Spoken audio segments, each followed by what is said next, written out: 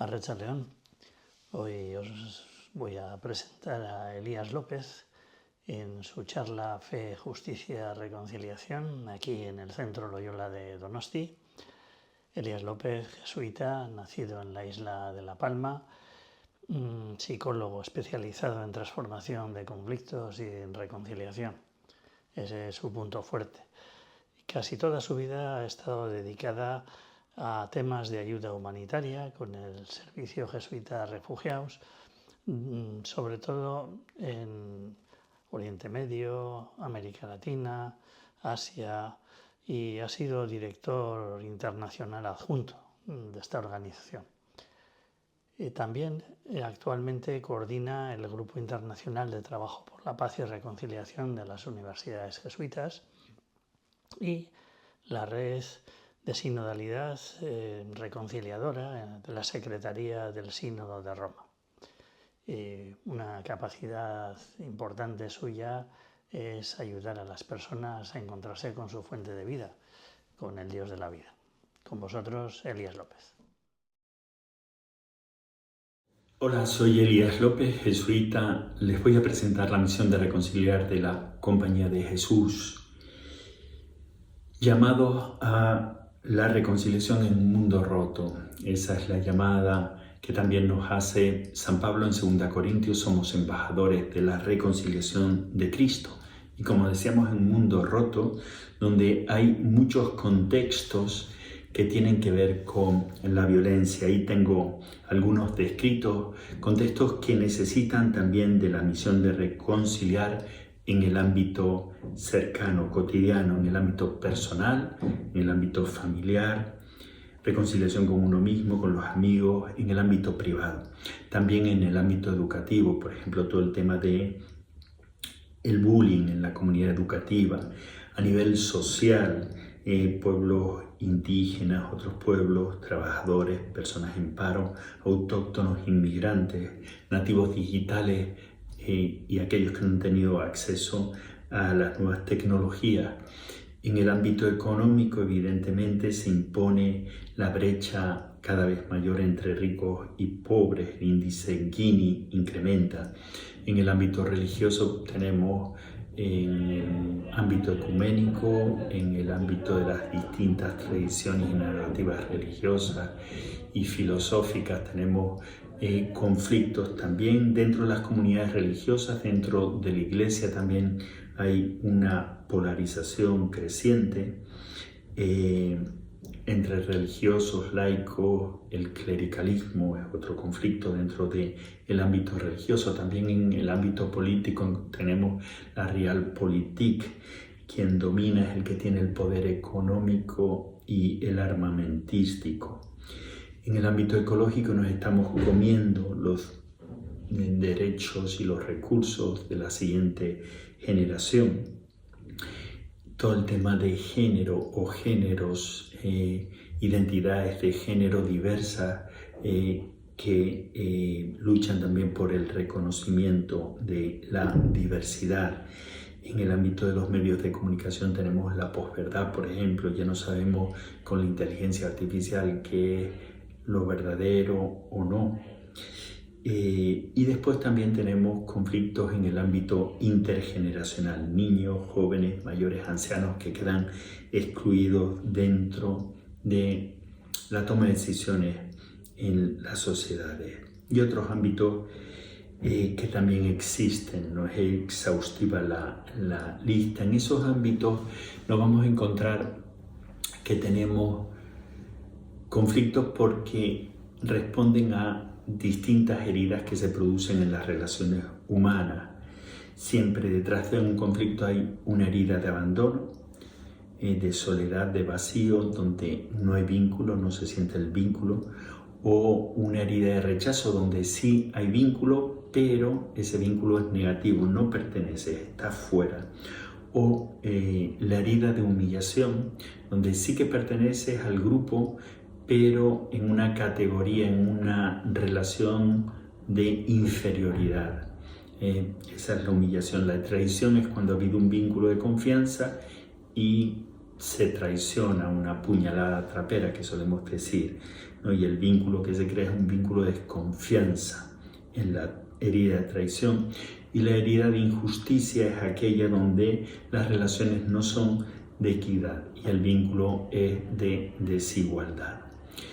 Todas estas heridas, que son heridas del ámbito humano, están dentro de todos esos conflictos que hemos definido anteriormente en los distintos ámbitos de las relaciones humanas.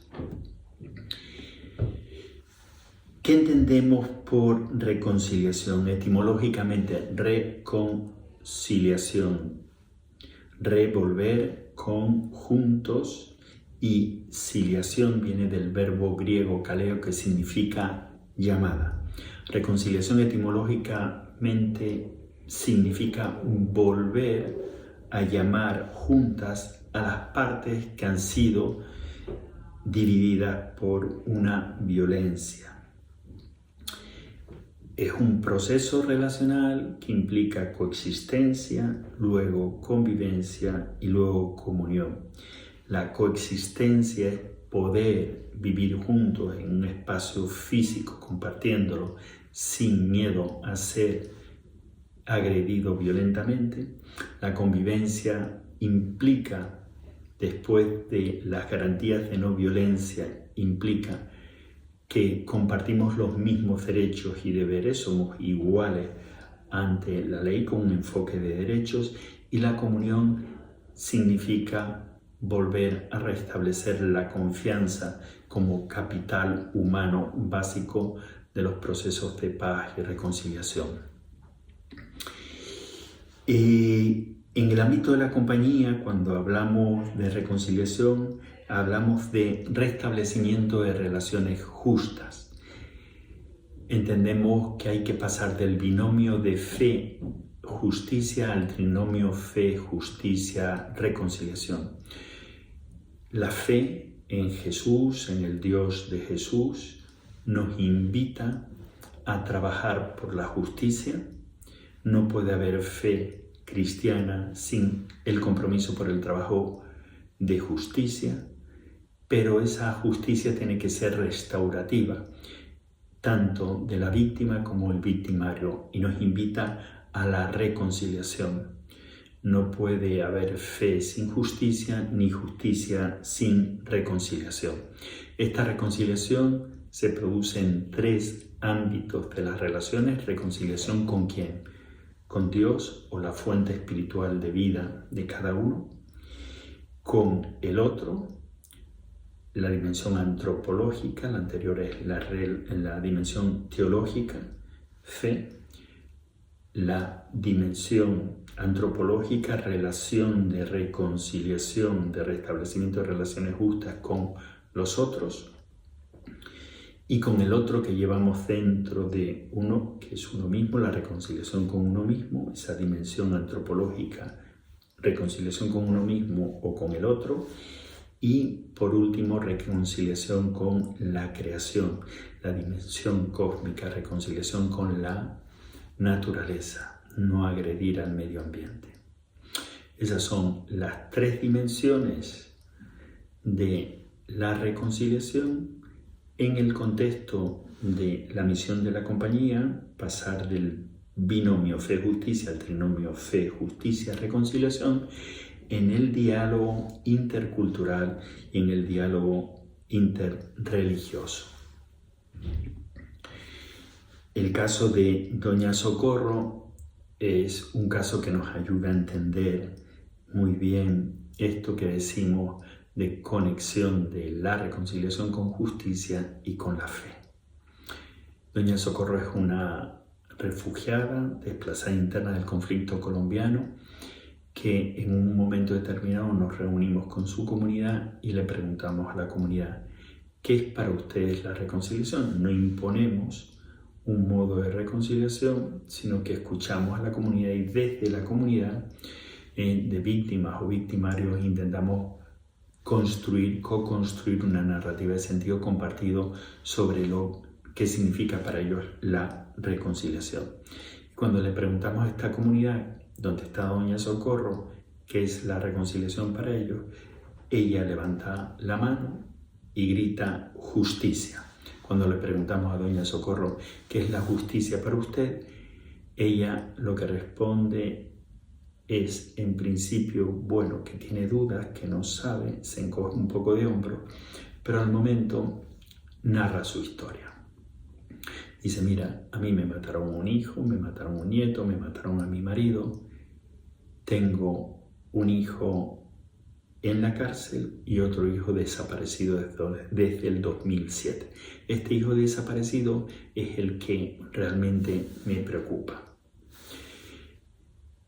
Me enteré que en tal cárcel había un posible criminal de este hijo desaparecido y que podría saber del paradero, porque necesitaba saber de su paradero, si estaba muerto para darle sepultura digna, y si no, bueno, saber, porque realmente no me deja dormir por las noches este hijo.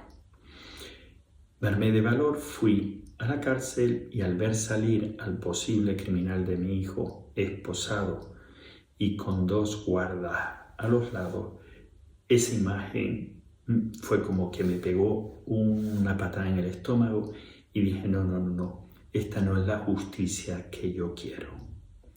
Entonces le volví a preguntar, doña Socorro, para usted, ¿cuál es la justicia que usted realmente quiere? Ella se queda callada en un momento y se va como a otro nivel de conciencia, se conecta con su interioridad profundamente, hace un silencio hondo y vuelve levantando la cabeza y diciéndome, ¿quién soy yo para perdonar? ¿Acaso yo puedo perdonar un dolor tan grande? Yo lo único que hago es ponerlo en las manitas de Dios, y al ponerlo en las manitas de Dios siento que el peso de no poder perdonar se me alivia, y al ponerlo en las manitas de Dios siento que yo de algún modo también algo perdono. En ella vemos un ejemplo claro de conexión de la justicia con su fe, con la fuente de vida que posibilita la reconciliación. A doña Socorro le pasa lo mismo que le pasa a Jesús en la cruz. Padre, perdónalos porque no saben lo que hacen.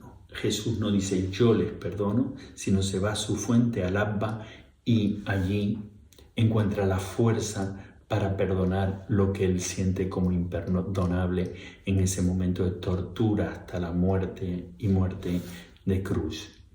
La pregunta es, ¿dónde está la fuente del perdón de lo imperdonable? ¿Dónde está la fuente de ese amor excesivo que es lo que significa perdón? Don, per, en exceso, excesivo don o exceso de amor. El perdón es un exceso de amor y es el centro de los procesos de reconciliación y de construcción de paz, de acuerdo a la tradición cristiana. Por lo tanto, lo que aprendemos de doña Socorro es que perdonamos desde, con y como Dios. Y eso es lo que aprendemos también de Jesús en la cruz. Padre, perdónalo, conectándonos a la fuente. Cuando nosotros vamos a ver esto del perdón o de la reconciliación o de la transformación de conflictos, ¿qué podemos aprender tanto de las tradiciones religiosas, filosóficas de todo el mundo que se han ido, esta sabiduría que se ha ido acumulando a lo largo de la historia? ¿Qué podemos hacer los seres humanos con el mal que hemos causado y concretamente con las graves violaciones de derechos humanos, crímenes de guerra, crímenes contra la humanidad, pero también funciona en lo pequeño? Ahí descubrimos el modelo TAR, Truth, Accountability, Reconciliation, Reparation, en terminología inglesa. Verdad, responsabilidad penal, reparación y reconciliación.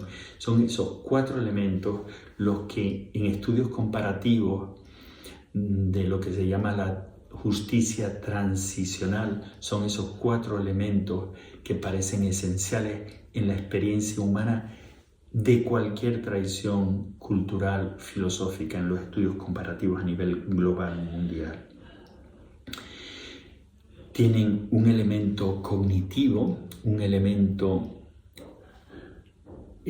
afectivo, un elemento volitivo, acción, y un elemento del espacio. De algún modo, estos procesos de reconciliación, de perdón, de transformación de conflictos, envuelven a la persona entera. La persona de forma integral tiene que ser involucrada en ese proceso. Cuando ese proceso lo comparamos con el sacramento de la reconciliación en la tradición cristiana, nos damos cuenta que ese proceso tiene varios nombres que también hacen referencia a esa pluralidad o diversidad o riqueza que existe en el mismo proceso de sanación de las heridas, de la sanación de las relaciones, y tienen que ver con 5 entradas en ese proceso. Lo llamamos confesión, que tiene que ver con la verdad, lo cognitivo; el sacramento de la penitencia, que tiene que ver con la responsabilidad penal, con lo afectivo, con el arrepentirse; o el sacramento del perdón, que tiene que ver con el don, con la acción, con lo volitivo, el compromiso de no repetir y de reparar. Y tiene que ver también con la palabra reconciliación, que coincide, ¿no? El sacramento de la reconciliación, que tiene que ver con volver a compartir el mismo espacio, ¿no? Se ha generado un nivel de confianza donde se puede dar el abrazo, otra vez la absolución, diríamos, en el sacramento de la reconciliación. Esos 4 nombres, confesión, penitencia, perdón, reconciliación, son nombres que todos tienen que ver con el 5º nombre del sacramento, que es la conversión, sacramento del cambio. No volver a pecar, no volver a ser violento. Nos damos cuenta que tanto el modelo sacramental de la tradición cristiana como el modelo sociopolítico de los estudios comparativos de justicia transicional, el modelo TAR, verdad, responsabilidad penal, reparación y reconciliación, son 2 modelos que nos hablan de que la sabiduría de los seres humanos acumulada a lo largo de la historia coincide. No hay nada profundamente cristiano que no sea profundamente cristiano. Esto es lo que llamamos la mística política de la reconciliación. La política tiene que ir profundamente unida a la dimensión espiritual del ser humano, si no es muy difícil avanzar en procesos de reconciliación, de transformación de conflictos, de perdón, de construcción de paz sostenible. Avanzamos y ahí nos damos cuenta que, aunque hay una similitud en todo el mundo en el cómo entender los elementos esenciales de la reconciliación, al mismo tiempo tenemos que afirmar que cada uno tiene unas gafas particulares, cada tradición tiene sus particularidades y cada persona y cada grupo humano tiene sus particulares, su modo de visionar la reconciliación, que es distinto y diverso. Y también tenemos que entender, captar esa diversidad en perspectiva sobre cómo cada ser humano, cada grupo humano, cada tradición ve la reconciliación. Por eso nosotros hablamos de una reconciliación discernida. Desde la perspectiva espiritual ignaciana hablaríamos de una reconciliación discernida espiritualmente según tiempos, lugares y personas. No podemos hablar de una reconciliación homogénea para todos. Entonces, en una lente tenemos que ver la reconciliación y en otro tenemos que incorporar el discernimiento espiritual, personal y comunitario entre todas las partes que están involucradas en un conflicto, para ver cómo co-crear juntos desde el discernimiento conectado a la fuente espiritual como Doña Socorro y que lo pone en las manitas de Dios, cada uno lo pone en su fuente espiritual, su fuente de vida, y desde ahí contribuir todos a co-crear una narrativa de sentido compartido sobre qué entendemos por reconciliación, o qué entendemos por paz, o qué entendemos por transformación de conflictos, perdón. Por lo tanto, para que no haya un uso y abuso de la reconciliación, proponemos la reconciliación discernida espiritualmente y contextualmente, incorporando todas las voces necesarias según tiempos, lugares y personas diversas. Una reconciliación participativa. ¿Qué es lo que nosotros hemos ido aprendiendo en la práctica del perdón, de la reconciliación, de la transformación de conflictos con respecto a estas verdades? ¿Verdad? Justicia, perdón, reconciliación, paz, distintas palabras, transformación de conflictos, justicia transicional, justicia restaurativa, justicia distributiva, son palabras del ámbito de la transformación de conflictos, de la reconciliación, que a veces entran en confrontación en el uso de un modo u otro de esas palabras según por qué grupos. Por eso hablamos de discernirlas espiritualmente, y lo que hemos visto es que efectivamente todas las palabras dependen de ese discernimiento contextual, dependen de tiempos y lugares y personas diversas, y por lo tanto estamos invitados desde el discernimiento espiritual a entrar en la perspectiva de cada uno. Lo más difícil en ese proceso es el autoperdón. Eso es lo que nos dicen las escuelas Pérez del perdón y la reconciliación. Lo más difícil es dejarse perdonar a uno mismo, no tanto el perdonar al otro, sino perdonarse a uno mismo. El perdonarse un poco, un tanto por ciento, ya es muy válido dentro de un proceso. Perdonarse un 10%, un 15%, un 20%, un 5%, un 30% ya es mucho. Y hay que entenderlo, como digo, en un proceso temporal. Y es necesario pararse y hacer silencio, conectarse con la experiencia espiritual, con la fuente de vida de cada uno para no ser reactivos. Y fundamentalmente en el dejarse perdonar, uno se tiene que conectar con esa fuente de vida, porque es la fuente del amor infinito capaz de perdonar lo imperdonable. Eso es lo que vamos aprendiendo en el trabajo con la gente en distintos contextos en todo el mundo. Cuando vemos a Jesús, nos fijamos en Jesús, vemos que Jesús no es reactivo en la transformación de conflictos. Ese aprendizaje también lo vemos en Jesús, en el caso concreto de la mujer que es pillada en adulterio, se está prostituyendo y la traen a la plaza pública, la pillan en ese adulterio, la traen a la plaza pública y quieren poner a Jesús a prueba. Jesús reacciona inmediatamente ante la prueba que le están planteando los fariseos y los publicanos, porque lo quieren pillar para matar, porque Jesús está cuestionando su modo de ser y hacer. Y Jesús no es reactivo. Jesús se agacha, escribe en el suelo, se toma su tiempo para no ser reactivo, y desde ahí plantea un cuestionamiento que intenta recuperar también la bondad en los fariseos y en los publicanos, en todos los que están presentes. La ley dice que hay que apedrear.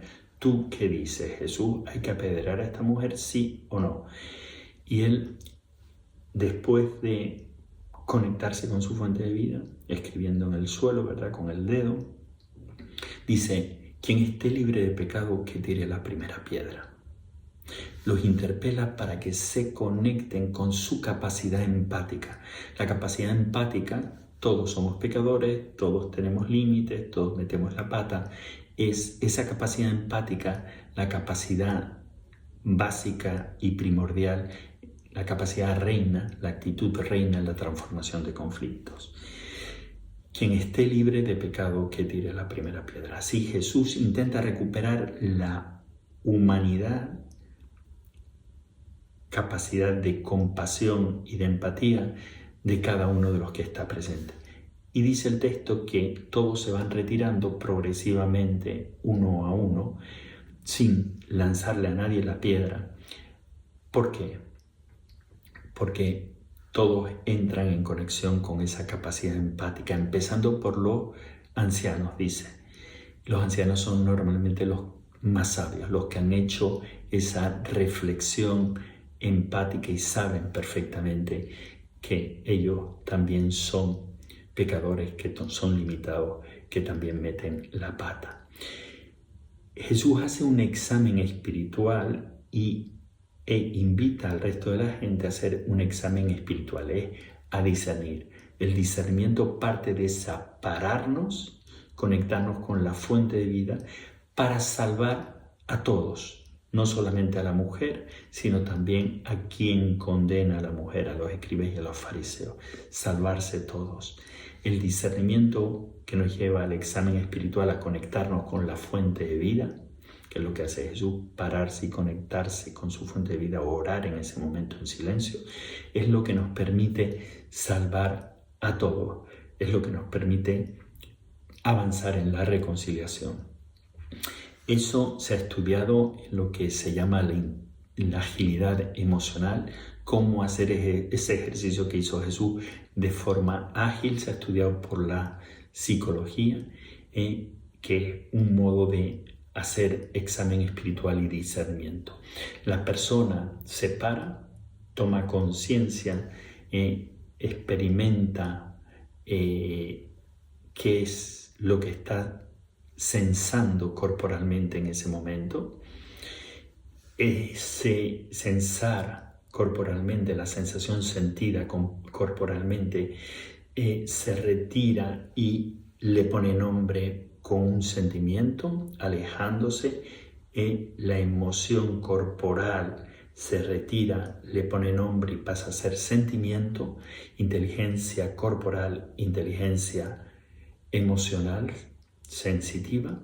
Eso lo lleva abajo a su fuente de vida, lo conecta con el Padre, y desde ahí esa sensación corporal y sentimiento se transforma al ponerlo en contacto con la fuente de vida. Jesús en el suelo quizás estaba escribiendo Abba, conectándose con Dios, igual que Doña Socorro, que lo entrega, yo lo pongo en las manitas de Dios, ¿verdad?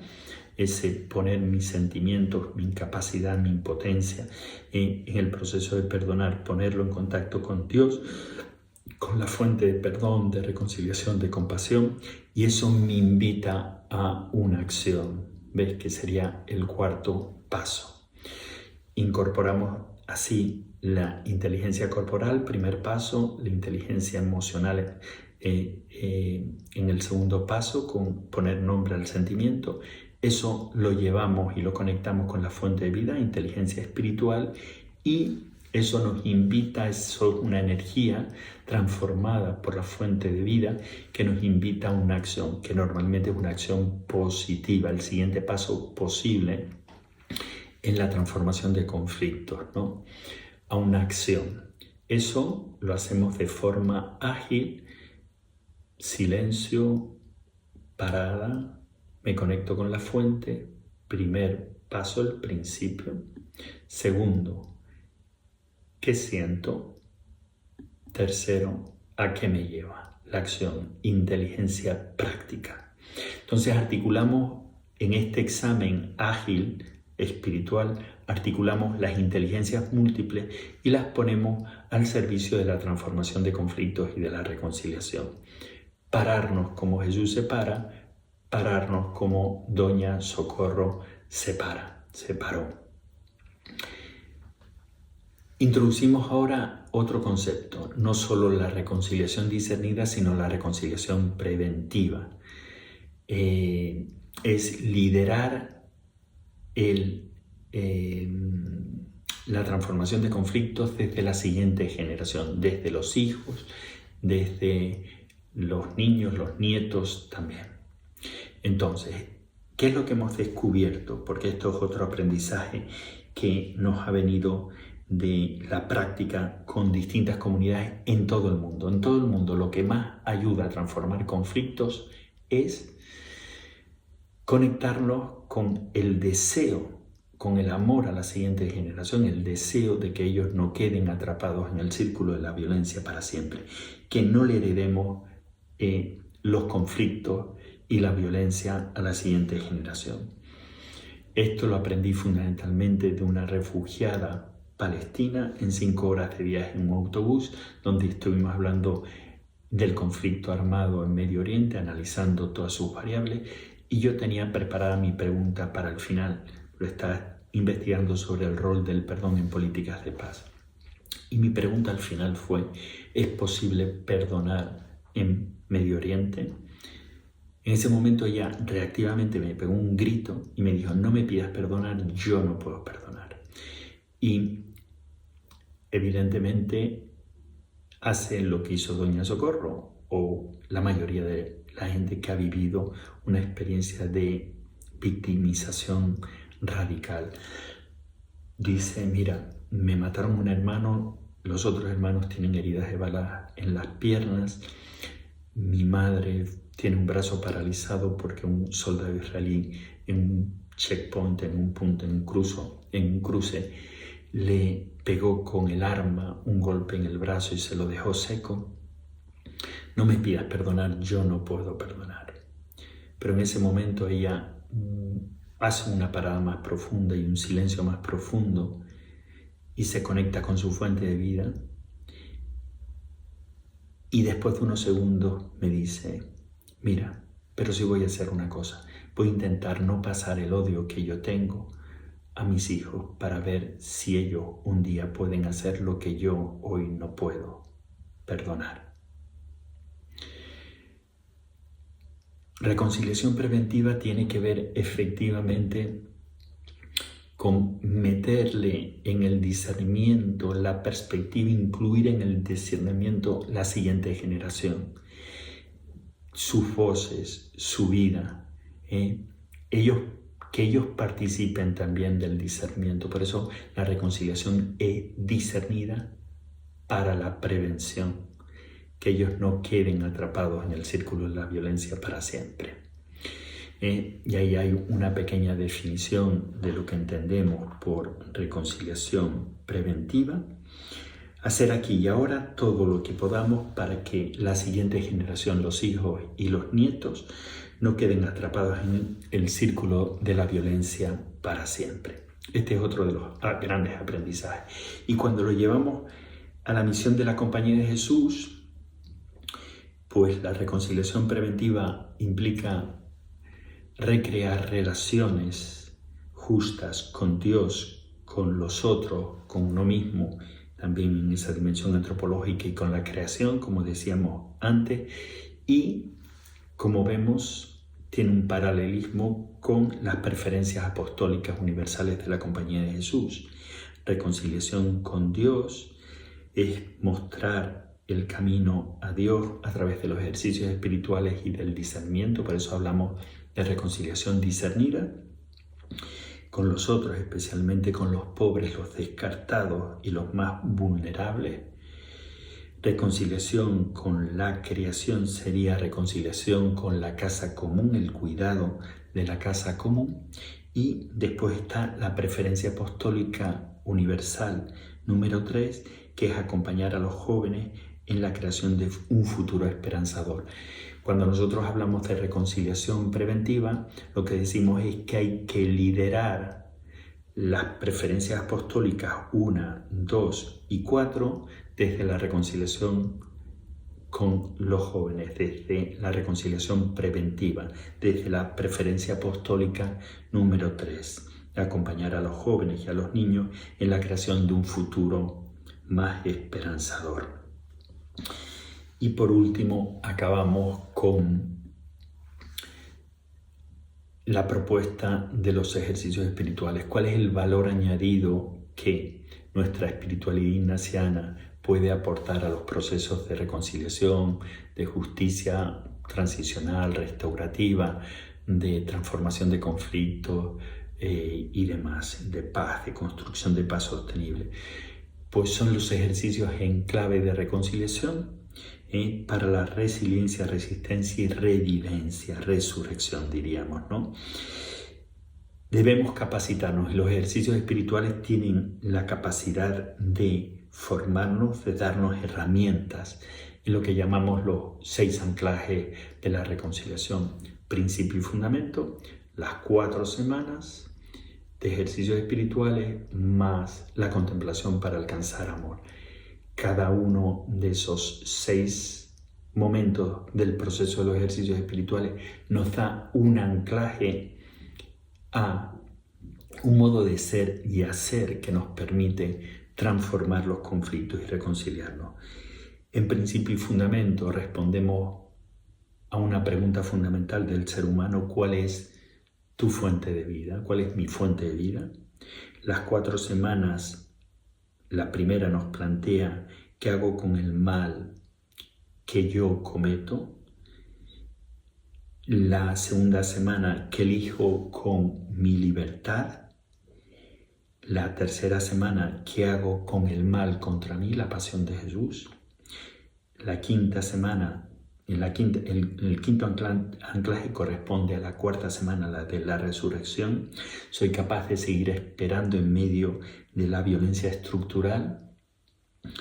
Y la contemplación para alcanzar amor es el 6º anclaje, cómo me conecto con la energía de amor que existe en toda la creación, en cada segundo de cada día, en lo cotidiano. Pero esto lo dejaremos para otro momento, pero lo dejamos anunciado. Muchas gracias y espero que nos vayamos todos uniendo y capacitando con los ejercicios o con lo que toque para la misión de reconciliar, que no es solamente la misión de la Compañía de Jesús, sino es la misión de la Iglesia que nos plantea el apóstol Pablo en 2 Corintios. Somos embajadores de la reconciliación de Dios. Gracias.